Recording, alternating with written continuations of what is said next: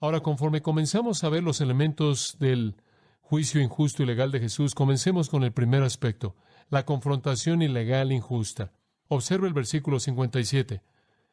Y los que habían prendido a Jesús lo llevaron a Caifás, al sumo sacerdote, en donde los escribas y los ancianos estaban reunidos. Y vamos a detenernos ahí. Ahora, Mateo dice que lo llevaron a Caifás, el sumo sacerdote. Y eso es verdad, pero Mateo no nos da la fase antes de esa. Mateo simplemente entra al juicio primordial. Para entender la primera fase tenemos que ir a Juan capítulo 18, entonces hagamos eso, y es una porción muy importante de esta historia. En Juan capítulo 18 llegamos a la primera parte, la confrontación ilegal injusta, la condenación inicial. Observa el versículo 12. Después el grupo se le espera, el grupo romano, pudieron haber sido tanto como 600 hombres, los soldados de Roma, y el capitán, su quiliarca, su líder, y los oficiales de los judíos, quienes habrían sido la policía del templo, llevaron, y la palabra llevaron es una palabra técnica usada a veces de arresto, a Jesús, y lo prendieron amarrado y lo llevaron a Anás primero. Ahora Juan entonces nos ayuda aquí a entender la historia completa. Como usted sabe, al estudiar los evangelios, es un compuesto aquí. La vida de Cristo es dada en 4 pinturas diferentes en un sentido, cada una de las cuales enfatiza diferentes características y aspectos de la misma escena. Y entonces, primero Él fue llevado a Anás. Él está amarrado. Creo que es interesante señalar eso, el sacrificio. Salmo 118, 27 dice que el sacrificio estaba amarrado a los cuernos del altar. Esos cuernos estaban ahí para amarrar el sacrificio. Y Cristo está amarrado casi en un cumplimiento de la tipología del sacrificio. Él está amarrado, así como Isaac fue amarrado para ser sacrificado, y Él viene como un criminal amarrado para ser ofrecido como un sacrificio, y Él es llevado a Anás. Ahora, la idea de llevarlo a Anás es que Anás es el cerebro detrás de todo. Anás odia a Jesucristo. Jesús es una amenaza para su seguridad, su poder, su prestigio, todo. Él resiente la santidad de Jesús porque Él es tan impío. Él resiente la perfección de Jesús porque Él es tan vil. Todo acerca de Jesús lo hace enojar. Y Él está bajo la dirección, claro, del gran coreógrafo que está dirigiendo toda la escena aquí, y ese es Satanás mismo y todos sus demonios. Este es tu hora, Jesús dijo, y el poder de las tinieblas. Entonces Él es uno de los personajes manipulado por el infierno mismo. Y Él tiene un odio venenoso hacia Jesucristo, pero Él básicamente está detrás de todo. Él está detrás de todo. Y entonces le mandan a Jesús a Él en su casa, lo cual es ilegal porque es de noche y está en su casa, y procedimientos así no debían ocurrir de esa manera. ¿Quién es Anás? Anás había sido sumo sacerdote por unos 5 o 6 años, pero eso fue 20 años antes de eso. Él ahora no es el sumo sacerdote que estaba ejerciendo. Caifás lo era. Él fue el sumo sacerdote ese año. Juan 18:13 dice. Eso es algo interesante porque bajo el diseño de Dios, los sumos sacerdotes eran sumos sacerdotes de por vida. Usted no los tenía que escoger cada año o algo así, pero se estaba volviendo una posición tan política y era comprada y vendida en un sentido, y después estaba tan relacionada con poder doblar la rodilla ante Roma que los sumos sacerdotes venían y se iban rápidamente. Y de lo que entiendo de la historia, los romanos de hecho habían presionado a Anás para que saliera del cargo de sumo sacerdote porque él estaba acumulando tanto poder. Él era un hombre inteligente y malo, y entonces él había sido sacado como sumo sacerdote después de unos 5 o 6 años, pero todavía lleva el nombre porque un sumo sacerdote debía ser sumo sacerdote de por vida. Pero cuando Anás salió como sumo sacerdote, 5 de sus hijos y un yerno Caifás, quien se casó con su hija, lo sucedieron, y entonces él mantuvo el control. Esto estaba en la familia, por así decirlo. Y él mantuvo este título de sumo sacerdote, y él era el jefe. Él era la cabeza de todo, él estaba detrás de todo. De hecho, todos los cambistas y la venta y la compra en el templo, todo eso era llamado los bazares de Anás. Él recibió un pedazo de toda esa acción. Él era el gran jefe, por así decirlo, en la mafia del templo. Los procedimientos criminales del templo de extorsión, él lo controlaba todo. Le doy una pequeña ilustración. Cuando usted como judío llegaba al templo, usted nunca venía con las manos vacías, usted nunca venía con nada. Bueno, usted no viene a Dios con nada en su mano. Y entonces, cuando un judío venía o traía un sacrificio, una ofrenda, si usted compraba una ofrenda, usted traía algunas monedas para meterlas en esos receptáculos en forma de campana que estaban ahí en el muro en donde él daba su ofrenda. El problema es que él no podía meter ahí monedas paganas ahí, porque las monedas paganas con frecuencia tenían una inscripción de una imagen, y una imagen para un judío es un ¿qué? Es un ídolo. Entonces lo que tenía que pasar es que tenía que haber un intercambio de sus monedas por monedas del templo. Y cuando él venía con su dinero y hacía el intercambio, se aprovechaban de él, por así decirlo. Era exorbitante, era una extorsión. Y los cambistas estaban cargándole a la gente mucho más de lo que debían, no dándoles una devolución justa en la moneda del templo. Por otro lado, digamos que un judío venía con su cordero, digamos que él había traído un cordero de su propio rebaño y él venía a ofrecerlo al Señor, o un ave, dependiendo de su capacidad económica. Y él venía y lo primero que él tenía que hacer es llevar su animal a un grupo de sacerdotes, y esos sacerdotes examinaban al animal para ver si estaba sin tacha. Lo más probable es que si usted no compraba en el templo, tenía un problema, estaba defectuoso, ¿lo entiende? Usted podía evitar todo eso al venir sin nada, ir ahí a los animales del templo y comprar un animal que ya estaba aprobado a unas 3 veces el precio de lo que costaba en realidad. Pero ¿qué alternativa tenía usted si su animal era rechazado? Y entonces otra manera mediante la cual ellos extorsionaban a la gente, este es el bazar de Anás. Así es como él se está enriqueciendo y volviéndose influyente. La primera cosa que Jesús hizo cuando él vino a la ciudad de Jerusalén en Juan capítulo 2 fue limpiar el templo. ¿Se acuerda de eso? Juan 2, 13 al 17, él entró y volcó las mesas de los cambistas y expulsó a todo el mundo. Ahora, ese fue su contacto inicial con Anás y su operación. Y usted tiene una pequeña idea del por qué Anás no quería a Jesús, ¿verdad? Y después de nuevo, cuando Jesús regresó, si usted lee en Marcos capítulo 11, versículos 15 al 18, cuando él entró a la ciudad, esta semana de la pasión, él entró al templo, y usted recuerda que él limpió el templo, volcó las mesas de los cambistas, no dejaba que nadie sacara nada de ahí, y dice que los judíos entonces se reunieron para discutir cómo podían matarlo. Él estaba alterando todo, él estaba alterando su enseñanza religiosa, él estaba alterando su poder y autoridad, él estaba alterando sus negocios, él realmente era un problema.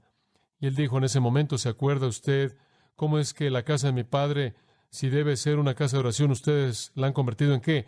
En una cueva de ladrones. Y de hecho llamó a Anás y a todos sus asociados un grupo de ladrones. Entonces Anás quería deshacerse de Jesús. Y los judíos sabían que él era el cerebro detrás de todo. Pensaron que era un buen lugar donde comenzar. Anás va a actuar como el gran jurado. Él va a inventar algún tipo de condenación.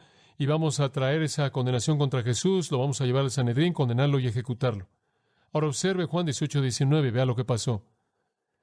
El sumo sacerdote entonces le preguntó a Jesús de sus discípulos y de su doctrina. Anás dijo, quiero saber lo que enseñas y quiero saber de tus seguidores. ¿Qué tan amplio es tu movimiento y quiénes son tus seguidores? Ahora no conocemos todo detalle específico que se implica en esa idea, pero él preguntó acerca de discípulos y doctrina. ¿Quién te sigue? ¿Cuál es el rango de influencia que tienes? ¿Y qué es lo que enseñas? Y Anás viola aquí todo sentido de justicia. Si usted trae una persona para ser acusado, usted le dice lo que han hecho, usted no les pregunta. No les pregunta que hablen generalidades, esperando que pueda descubrir un crimen para el cual usted ya ha emitido una sentencia. Esto es ilegal e injusto. Y la respuesta de Jesús lo indica. Es una respuesta tremenda. Versículo 20, Jesús le respondió, hablé abiertamente al mundo. Siempre enseñé en la sinagoga y en el templo en donde los judíos siempre están, y en secreto no he dicho nada. ¿Por qué me estás preguntando? En otras palabras, él de hecho dice, si tienes una acusación, preséntala. Pregúntale a los que me oyeron lo que les he dicho. Aquí ellos saben lo que dije. Si tienes una acusación, veamos tus testigos. Anás. Anás estaba avergonzado. Él estaba frustrado, él fue desenmascarado, y estaba tan tensa la situación, créame que a Anás no le llegaba a la mente infinita de Jesucristo. Y cuando la situación está tan tensa y todo el mundo está tenso, y es un momento de mucha vergüenza, alguien rompe el hielo, y en el versículo 22, cuando él había dicho así, uno de los oficiales que estaba de pie, golpeó a Jesús con la palma de su mano, diciendo, ¿le respondes así al sumo sacerdote? Le golpeó en el rostro y dijo, ¿cómo te atreves a responderle así al sumo sacerdote? Él había acorralado a Anás y lo había desenmascarado como un hombre que estaba violando las leyes de justicia. Y este hombre, queriendo defender a su jefe que había quedado humillado, abofeteó a Jesús. Y el Señor básicamente no ofreció una respuesta emotiva. Usted recuerda en Hechos 22, versículo 30, Pablo fue traído ante el mismo Sanedrín, y en el capítulo 23 Pablo da testimonio de cómo él ha vivido con una conciencia limpia delante de Dios y él ha sido fiel y demás. El sumo sacerdote se enoja y él le dice a uno de sus siervos, golpea a ese hombre. Y después Pablo le dice al sumo sacerdote, Dios te golpeará a ti, sepulcro blanqueado. Digo, eso se oye como yo reaccionaría, pero así no es como Jesús reaccionó. Jesús no reaccionó así. Cuando le maldecían, dice Pedro en 1 Pedro 2:23, no respondía con maldición, ¿verdad? Él nunca reaccionó de esa manera. Esta era la hora de su muerte. Él estaba determinado, él estaba listo. Este era el momento del infierno. Él lo enfrentaría. Él había establecido eso en el huerto, en la voluntad del Padre. Él estaba moviéndose hacia la cruz. No hay nada que decir con respecto a alguna respuesta enojada. Él le respondió en una de las respuestas más maravillosas. Él dijo, si he hablado mal, den testimonio de la maldad. Si he dicho algo malo o he dicho algo malo, trae a tus testigos. Si he hablado mal, ¿por qué me pegaste? Bueno, no hay respuesta para eso. Fuera de decir, te pegué porque avergonzaste al sumo sacerdote, quien debería haberse avergonzado. Jesús siempre el maestro de la respuesta. Si tienes una acusación, preséntala. Si no, ¿por qué me estás pegando? Si soy culpable, pruébalo. Si soy inocente, ¿por qué me estás golpeando? Bueno, ¿qué hizo Anás? Bueno, lo único que podía hacer, versículo 24, Anás lo envió amarrado a Caifás. Digo, él había acabado. ¿Qué podía hacer? Digo, es la mitad de la noche. Ni siquiera son las 3 de la mañana todavía porque el gallo no ha cantado. El gallo canta a las 3. El gallo canta de las 12 a las 3, entonces ni siquiera es el fin del periodo en el que canta el gallo. Cuando canta el gallo para marcar el fin de ese tiempo alrededor de las 3 de la mañana. Y sabemos que no son las 3 de la mañana porque Pedro todavía no lo ha negado. Entonces es antes de las 3 de la mañana, es la mitad de la noche. Anás está en su propia casa en la oscuridad, noche clandestina, tratando de presentar una acusación. No puede, termina avergonzado. Tiene que hacer que su siervo abofetee a Jesús y después dice, sáquenlo de aquí, llévenlo a Caifás. Regresemos a Mateo, capítulo 26. Y de manera muy breve esto. Vemos la confrontación ilegal injusta. Ahora observe la reunión ilegal injusta en el versículo 57 y vamos a retomarlo ahí. Y los que habían prendido a Jesús, después de Anás, lo llevan a Caifás, el sumo sacerdote, en donde estaban los escribas y los ancianos. Eso constituye al concilio o Sanedrín reunidos. Los principales sacerdotes, la policía del templo, los ancianos, los soldados, llevan a Jesús amarrado de Anás a Caifás, y Caifás es igual de miserable, igual de malo. Claro, todo lo que le gusta a Anás, a él le gusta. Todo lo que odia a Anás, él lo odia. Están metidos en lo mismo y él es una herramienta manipulada de Satanás por igual. Él se siente amenazado, él es posesivo, él tiene hambre de poder, él es avaro, él odia la verdad, él odia la justicia, él odia la santidad, él odia a Jesucristo. Entonces, en la oscuridad de la noche, Jesús es transportado de la casa de Anás a la casa de Caifás, en algún lugar cerca del templo. Los escribas y los ancianos todos están reunidos. De hecho, los estaban reuniendo cuando él estuvo en la casa de Anás. Al tenerlo en casa de Anás, les dio tiempo de reunir a todo el mundo. Y por cierto, según Marcos 14:53, dice que todos ellos estuvieron ahí. No obstante, me gustaría sugerir que en base a Lucas 23:50 y 51, por lo menos hay uno que no estuvo ahí, y eso no viola la idea de todos. Todos significa todos ellos, en el sentido de un gran número de ellos estaban ahí. Pero me gustaría sugerirle que José de Arimatea no estuvo ahí, porque dice en Lucas 23:50 y 51 que ese hombre, quien le dio la tumba a Jesús, era un hombre bueno y justo, y no consintió en la muerte de Cristo con ellos. No estuvo ahí para votar en eso. Entonces, fuera, digamos, de él, la mayoría de ellos, quizás inclusive todos los que quedaban, estaban ahí, listos para cometer su acto malo en contra de Cristo. Y claro, estoy seguro de que algunos de ellos ni siquiera se dieron cuenta de lo que estaba pasando. Eran instrumentos totales de posesión e influencia satánica. No hubo un juicio público aquí, no hay defensa, nadie que diera testimonio para Cristo, nadie. Y aquí están en casa de Caifás, absolutamente ilegal. Lucas 22:54 dice que se reunieron en la casa de Caifás, en una habitación grande. Cuando él fue a la casa de Anás, él estuvo en un patio. Esas casas eran grandes porque eran hombres muy ricos. Habrían tenido un muro afuera, usted pasaba por la puerta y hay un patio ahí, pero ahora él entra en el patio y él es llevado a una habitación grande que estaba junto al patio. En el patio hay una fogata y algunos soldados, versículo 58, y Pedro, quien lo está siguiendo de lejos, entra al patio del sumo sacerdote y se sienta con los guardias para ver el fin. Él quería ver lo que estaba a punto de pasar. Él está atrapado entre la cobardía y la curiosidad. Él no tiene la suficiente valentía como para ser fiel a Cristo, pero él tiene la suficiente preocupación como para, en cierta manera, estar a distancia, y es en ese contexto que él termina negando a Jesucristo en 3 ocasiones. Entonces, él está fuera en el patio, y sin duda puede ver por las puertas o ventanas en esta habitación grande en donde esto le está pasando a Cristo, conforme él es confrontado por el Sanedrín y Caifás. La ley de Israel dijo que nadie debía ser juzgado en ningún otro lugar, que el salón del juicio debía ser durante el día, debe ser público, debe ser en el salón del juicio, el cual estaba en el complejo del templo. Y ellos, por cierto, iban a regresar ahí temprano por la mañana, después de que amaneciera, para hacer un juicio breve y corto, para que todo quedara en un formato legal durante el día, para hacer que se viera bien. Entonces Jesús entra para ser confrontado por el Sanedrín. Y van a tener que inventar acusaciones. Y esto viola la ley también, porque el Sanedrín era un juez y juzgado, no un acusador. Ellos no pueden inventar un crimen, no pueden inventar una acusación. Eso estaba más allá de su autoridad. No debían ser el origen de acusaciones. Su ley decía eso. Solo pueden investigar acusaciones que habían sido presentadas.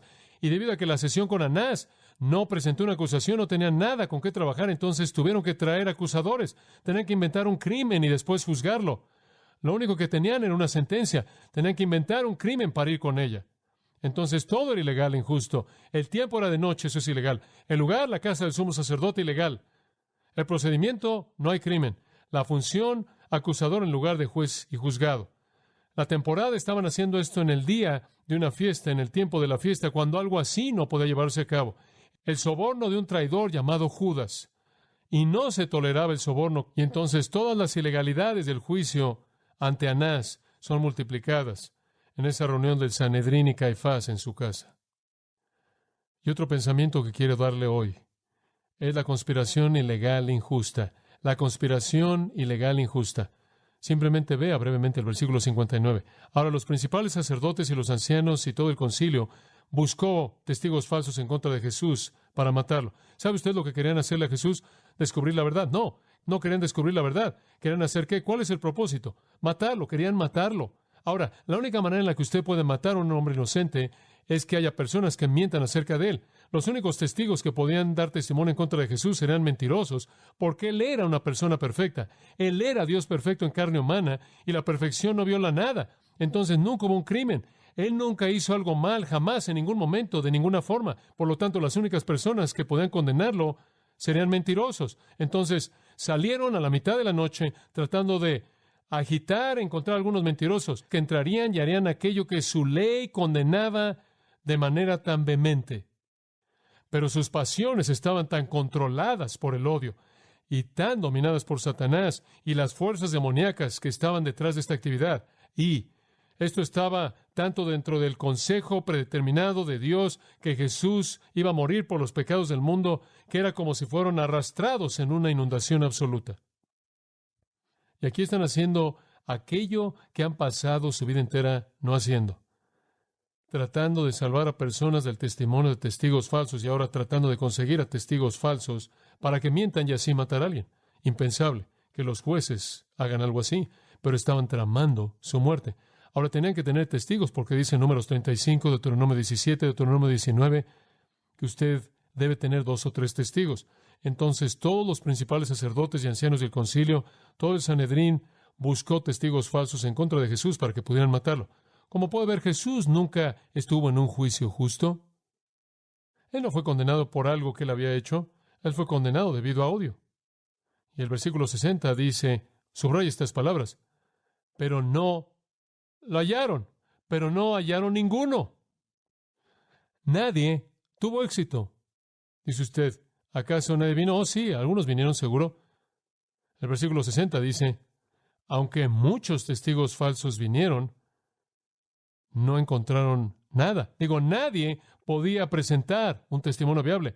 Hubieron algunas personas que quisieron hacerlo y estoy seguro que el infierno generó todo lo que pudo, pero nada funcionó, nada que tuviera sentido. Y peor que eso, no pueden encontrar a 2 de ellos que estuvieran de acuerdo, mentirosos. Es difícil para los mentirosos estar de acuerdo debido a que están mintiendo, debido a que no hay hechos con qué tratar. Es difícil para ellos estar de acuerdo.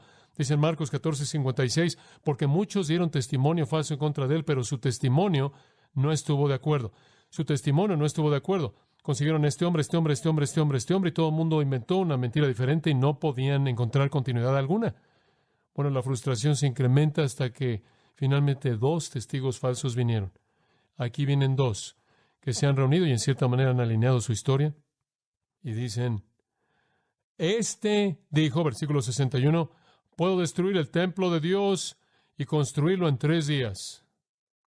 Lo único que podían inventar era lo que este hombre dijo.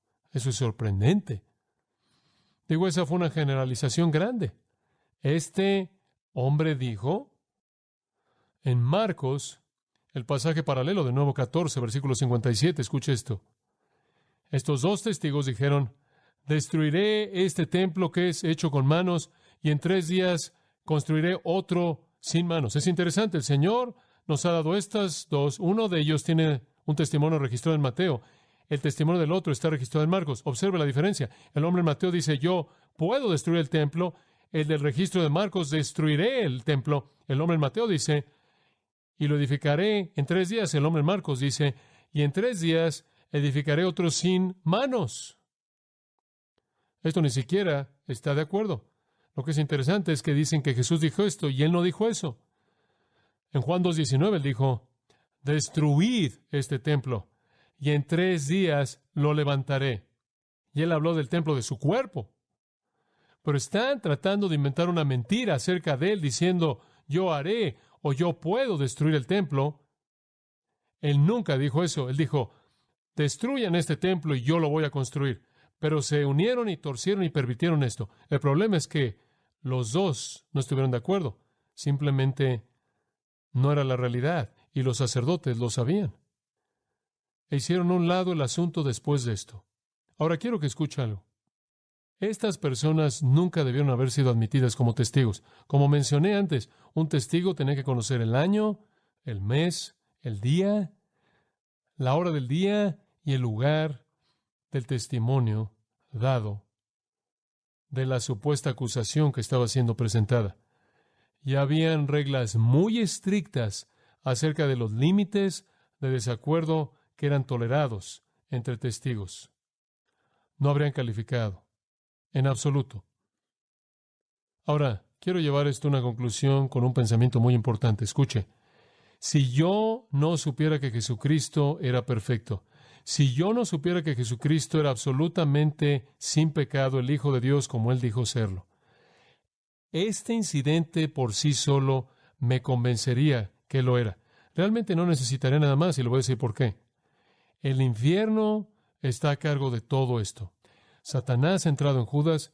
Esta es la hora del poder de las tinieblas. Lo mejor que tiene el infierno, el cerebro del infierno, Satanás y todos sus demonios más brillantes, poderosos, están buscando una acusación en contra de Jesús. Y todos los líderes de la tierra en ese lugar también están buscando una acusación en contra de Jesús. Escuche, cuando toda la tierra y todo el infierno, capacitados por recursos e inteligencias sobrenaturales, y desea desesperadamente encontrar algo en contra de Jesucristo, no puede encontrar algo, eso me dice que no hay nada que encontrar. ¿Entendió eso? Esta es una de las más grandes apologéticas para la perfección de Jesucristo que se encuentra en algún otro lugar en las páginas de la Escritura. Si hubiera algo que Él llegó a haber hecho mal, lo habrían encontrado. Si tuviera que haber sido revelado por los demonios, lo habrían encontrado. Pero no había ningún crimen. Perfección absoluta. Este es Dios en carne humana, nada menos que Salvador bendito tenemos. Amén. Perfecto. Y hallado como tal ante el tribunal de hombres malos. Como puede ver, las únicas personas que fueron juzgadas este día realmente fueron las personas que estaban acusando a Jesús y se manifestaron como hombres miserables, impíos, pecaminosos, injustos. Cristo siempre, por su presencia misma, marcará a aquellos que son de Satanás. Cuando usted es confrontado por Cristo, usted será exhibido, y así lo fueron en ese día.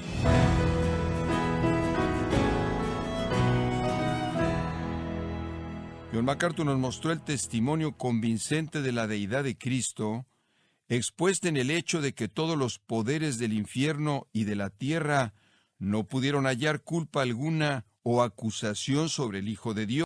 Jesús le dijo, tú lo has dicho, tú lo has dicho. Este no es momento ya para ser cauteloso, es momento de morir, es momento de ser directo con todo esto. Él dice ser Cristo, Él dice ser Dios, sin titubeos.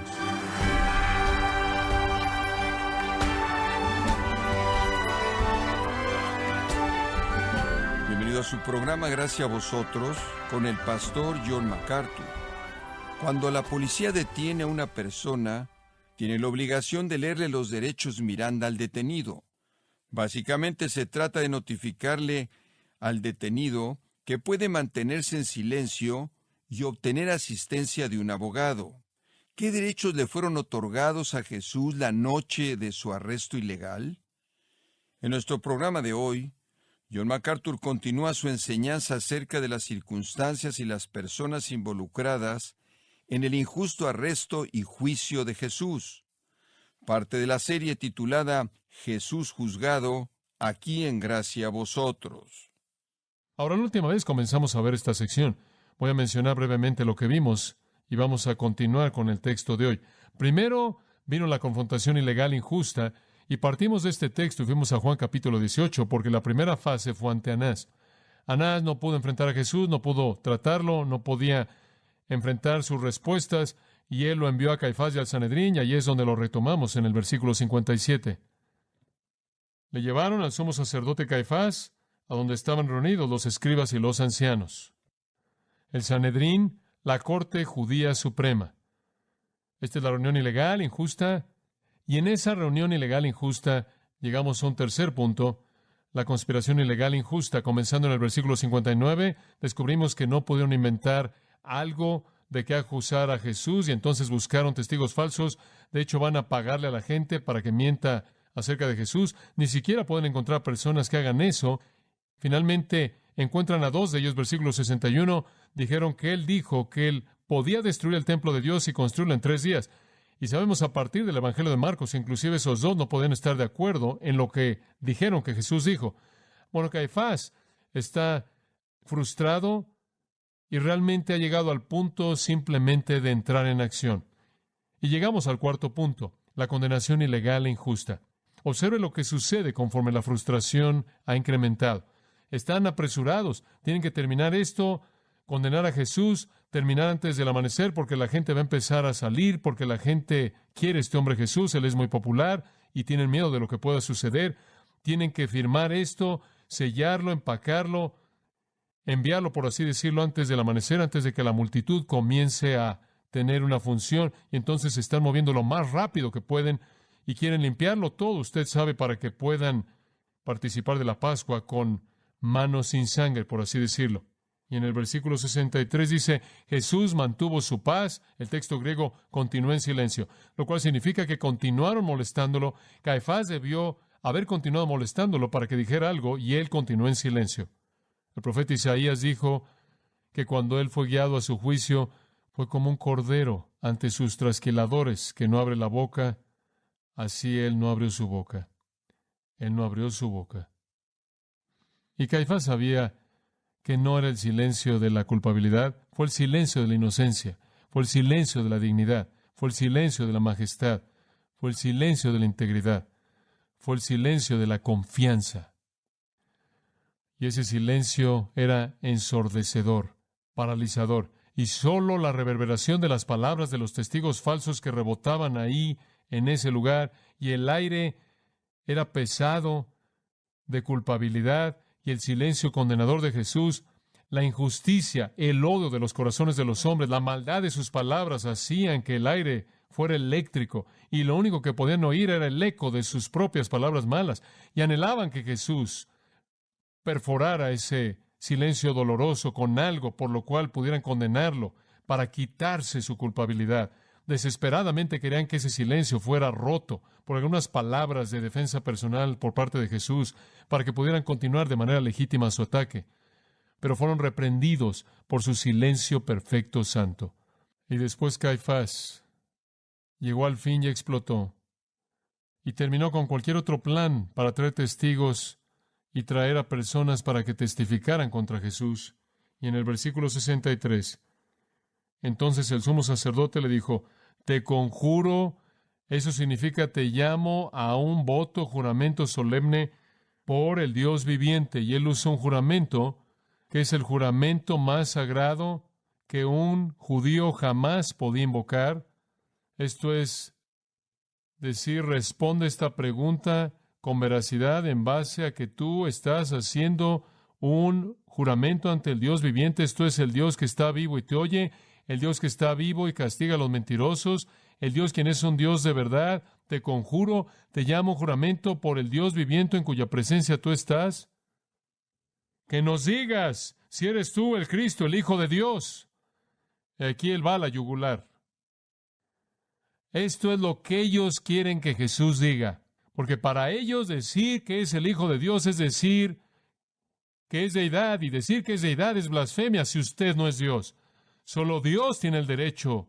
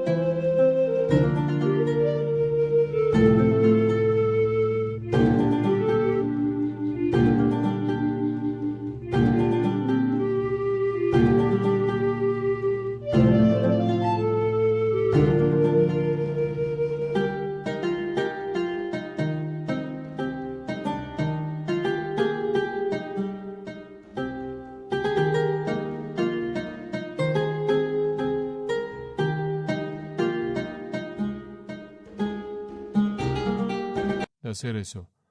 Y es blasfemo que un hombre diga ser Dios. Y entonces quieren que Jesús con su propia boca blasfeme, y después ellos tendrán su razón para ejecutarlo, porque en Levítico 24:16 dice, si alguno blasfemar el nombre de Dios, morirá. No hay crimen en absoluto. El único crimen que pueden inventar es que él dijera que él era Dios, y ese no fue un crimen, porque esa era la verdad. Entonces, que quede establecido por toda la historia. Jesús fue ejecutado no por decir que era Dios fuera de la verdad, sino por ser el Dios que dijo que era.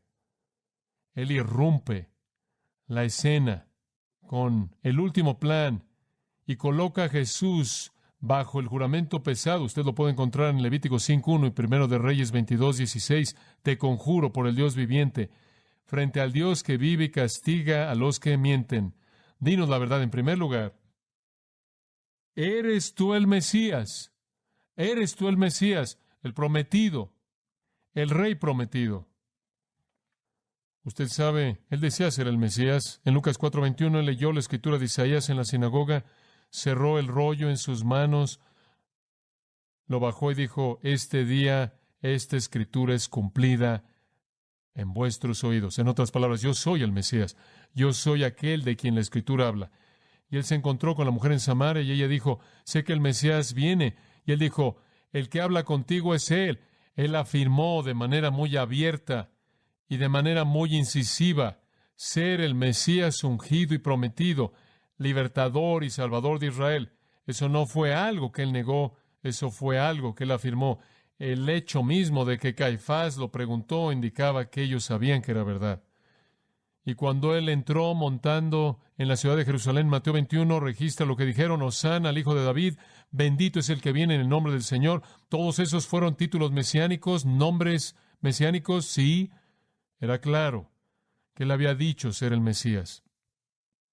Pero él no había desfilado eso. Él no había expresado eso de manera abierta y dramática, no fuera que él causara problemas fuera del plan apropiado de Dios. Mientras que él dijo ser el Mesías de manera clara, por ejemplo, en Mateo 16:20, él le dijo a sus discípulos, no le digáis a nadie que yo soy el Cristo o el Mesías. En otras palabras, él evitó el peligro, él evitó las amenazas, él evitó lo que podría pasar cuando el pueblo se enojara ante dicha afirmación. Y entonces, mientras que él él la afirmó de una manera cautelosa.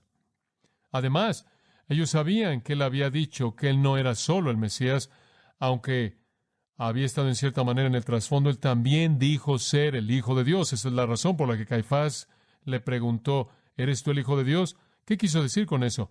¿Acaso solo quiso decir otro descendiente de Dios, simplemente otra criatura que Dios hizo? No, quiso decir deidad. ¿Por qué entonces lo llamarían blasfemia? Si él solo hubiera querido decir un hijo de Dios, como cualquier persona es un hijo de Dios, quien ama a Dios, o toda persona que es un hijo de Dios es creado por Dios, por el poder creador de Dios como fuente, si él solo se refirió a eso, no habrá habido blasfemia al decir que lo era. Lo que él quiso decir era lo que Cristo quiso decir. Sí, cuando él dijo que era el Hijo de Dios, él quiso decir que era igual al Padre, un Padre e Hijo de la misma esencia, misma naturaleza. Y cuando Jesús dijo que él era el Hijo de Dios, él estaba diciendo que era uno con Dios. Yo y el Padre uno somos. Él lo dice una y otra vez. Lee el Evangelio de Juan. Es una afirmación constante, resonante de Jesús, siendo el Hijo de Dios y como tal deidad en carne humana, igual a Dios en todo sentido. De hecho, en Juan 19:7, los judíos dijeron, Él tiene que morir porque Él se hizo a sí mismo el Hijo de Dios. Entonces, estas son las cosas que Caifás sabe que Jesús afirma, que es el Mesías, el ungido, el Rey venidero y príncipe y gobernador de Israel, y como tal, claro, una amenaza para su gobierno y su sacerdocio, y además, que Él dice ser el Hijo del Dios viviente. Nadie podía afirmar eso, inclusive de una manera cautelosa, sin esparcirlo como fuego. Y Él quiere oír de su propia boca esas afirmaciones blasfemas afirmadas para que Él pueda tener razón para ejecutar a Jesús. Y usted sabría que si Jesús fue colocado en un juramento por el Dios viviente, Él respondería, y en el versículo 64 lo hace. Jesús le dijo, tú lo has dicho, tú lo has dicho. Y Marcos añade, yo soy, Marcos 14:62. Lo dijiste, yo soy. Yo soy el Mesías ungido. Yo soy el Hijo de Dios. Juro por el Dios viviente que lo soy. Y Él toma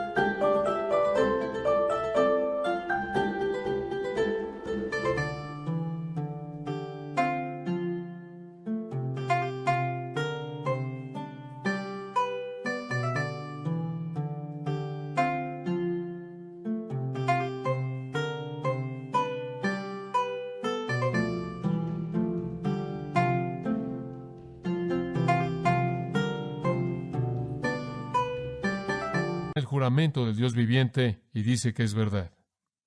Este no es momento ya para ser cauteloso, es momento de morir, es momento de ser abierto, es momento de ser directo con todo esto. Él dice ser Cristo, Él dice ser Dios, sin titubeos.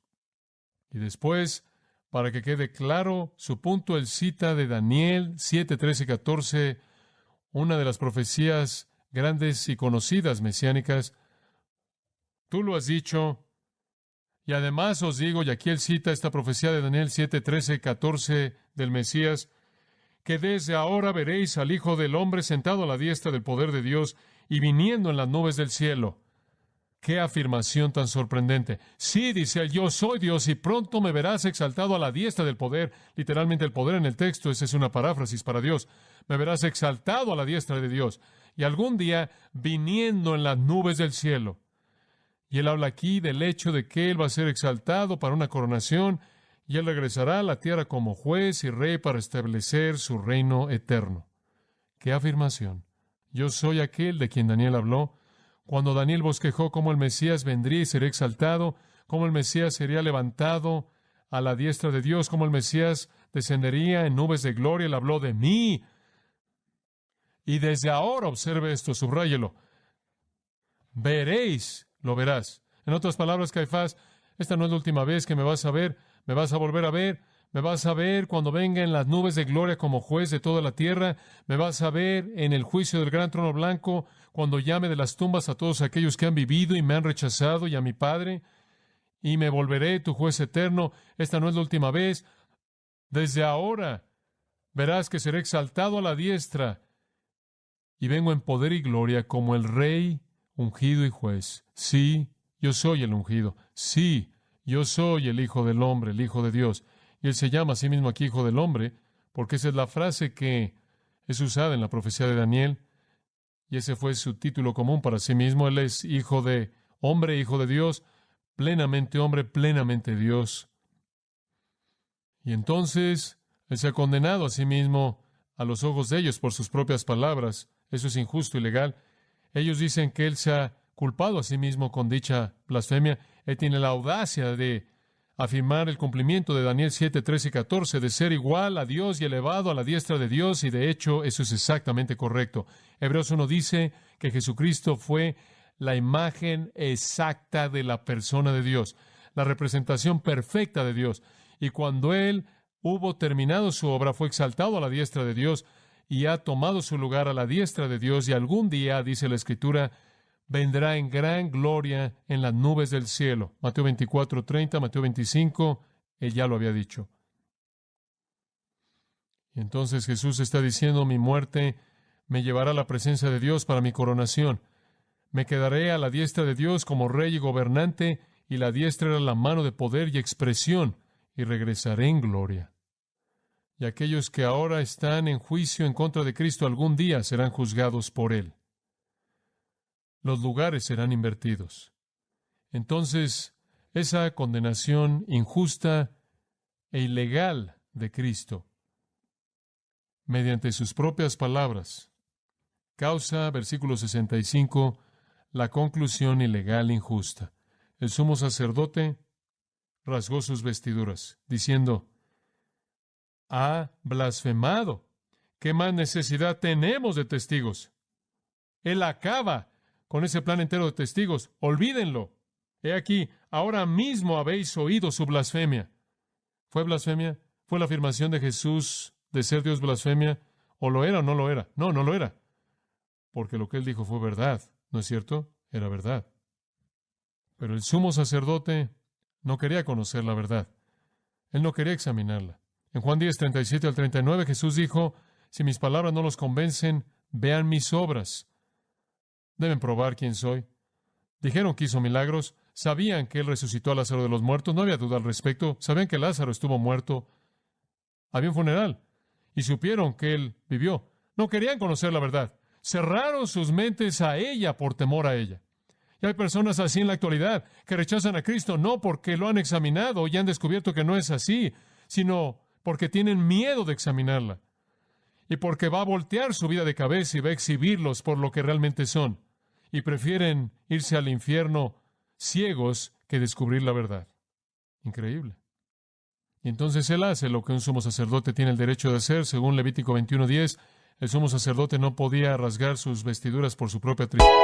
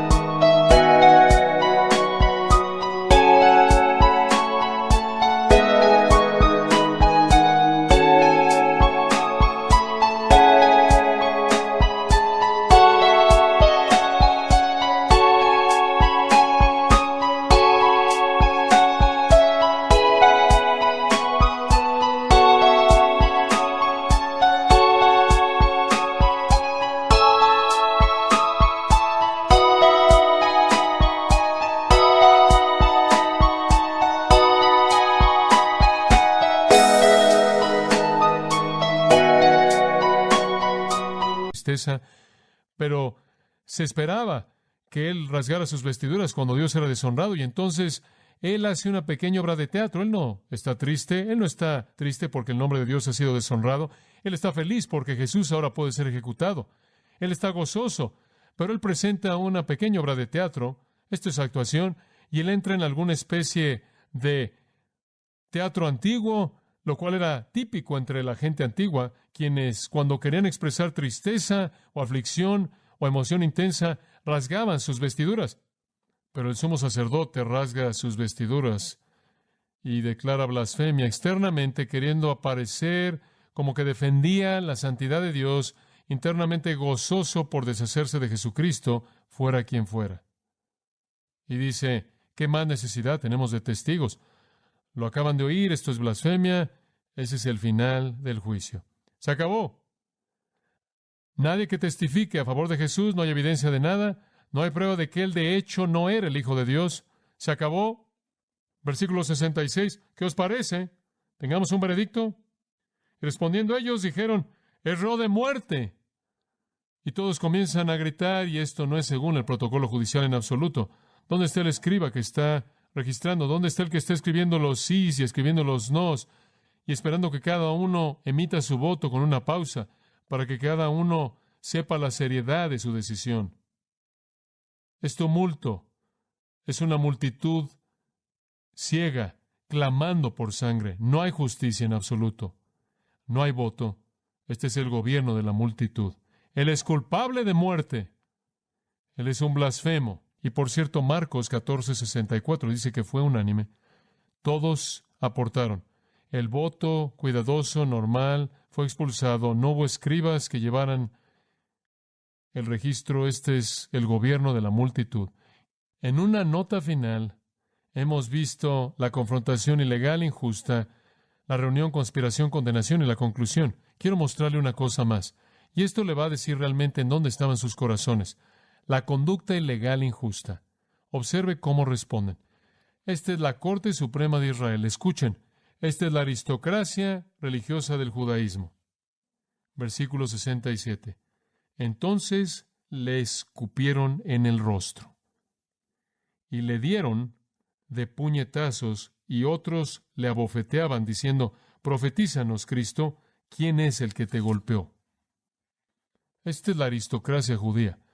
Este es el sumo sacerdote, y los ancianos, y los principales sacerdotes, y los escribas. Supuestamente estos son los mejores de todos los líderes que se han reunido para constituir la Corte Suprema. Increíble.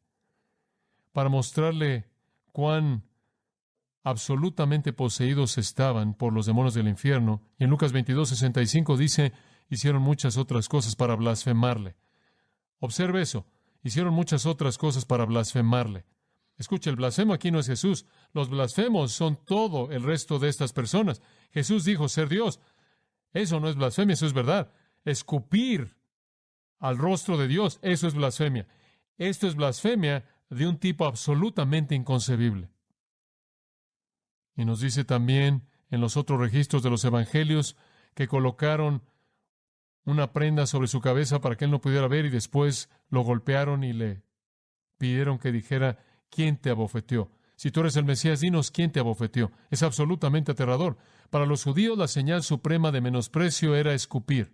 De hecho, hasta el día de hoy hay una tumba en el valle de Cedrón, que es conocida como la tumba de Absalón. Y claro, el pueblo judío ha odiado por mucho tiempo la memoria de Absalón, porque Absalón fue el hijo de David, quien fue un traidor en contra de su propio padre, y trató de quitarle la vida a su padre. David es amado por el pueblo judío y de manera apropiada. Y cuando alguien camina por la tumba de Absalón, inclusive hasta el día de hoy, si son fieles a la tradición judaica, escupen en la tumba de Absalón. Es un símbolo de menosprecio, odio. Y escupen en el rostro de Dios, el rostro de Jesucristo, el amado. Y otras personas le abofetearon. Eso es ecolafizan. Significa pegar con tu puño. Literalmente lo golpearon, como si él fuera un costal para ser golpeado, y otros lo abofetearon con las palmas de sus manos y se burlaron de él, de su supuesta deidad, al decir, dinos con esta prenda sobre tu cabeza, ¿quién te golpeó? Y después Marcos nos indica que cuando el Sanedrín acabó con su pequeño juego, se cansaron de él, lo entregaron a la policía del templo y siguieron abofeteándolo y haciendo lo mismo. Quiero que sepa que la nación entera estaba en un estado de putrefacción.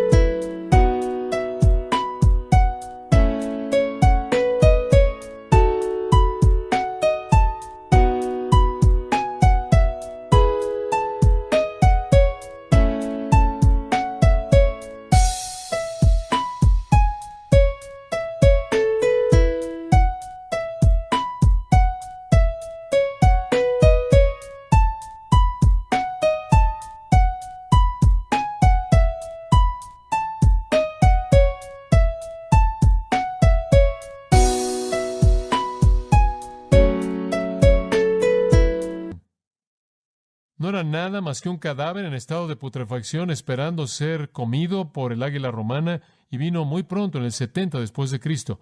Y este es un grupo de personas que han abandonado todo sentido de virtud y justicia y santidad. Digo, ¿entendemos a qué cara le están escupiendo?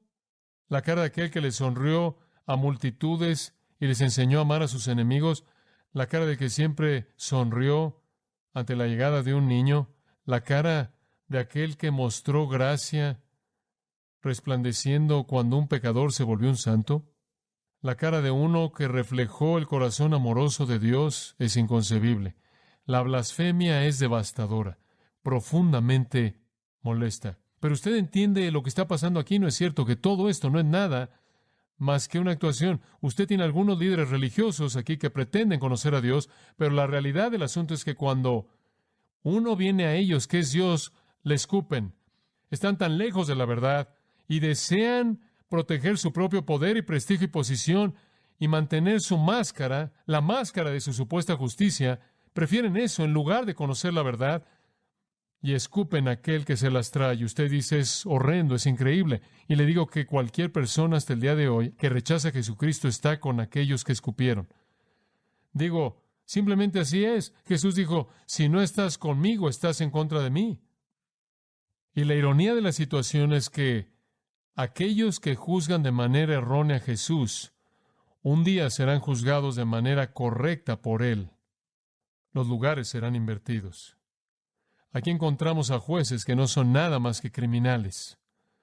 Y son y serán condenados de manera justa. Y aquí encontramos a uno que se dice que es el criminal, que realmente es el inocente que se vuelve el juez.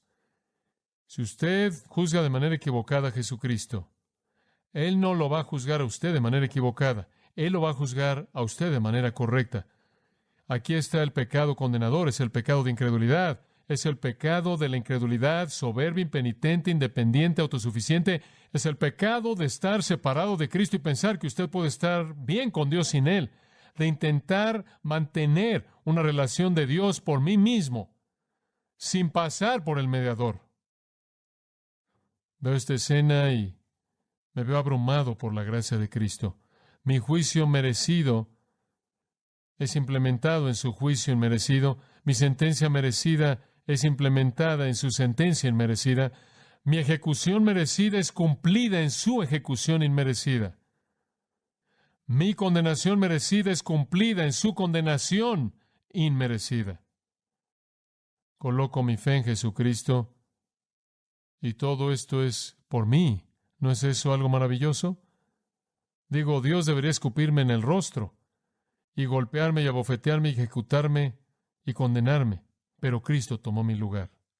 Una vez yo fui un cautivo. Una vez yo fui un cautivo a la voluntad de Satanás, pero Cristo se volvió un cautivo para que yo pudiera ser liberado.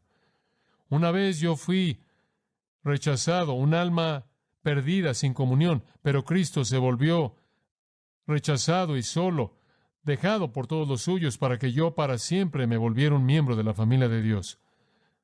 Una vez a mí se me negó la compasión y se me negó la empatía, pero Jesús fue una muerte sin compasión y ahora es mi sumo sacerdote compasivo y me entiende y cuida de mí. Una vez yo estaba bajo la maldición de Dios, pero Jesús se volvió maldición por mí. Una vez yo fui un testigo falso, quien negaba la verdad acerca de Cristo, pero Cristo soportó a testigos falsos para hacerme de Él, y ahora nadie jamás puede traer una acusación en contra de mí, aun si es verdad, que permanezca en pie en contra de mi salvación. Ve a Jesús en silencio por mí. ¿Acaso yo no llenaré mi boca de alabanza por Él? Estaba muerto, pero Jesús murió para que pudiera vivir.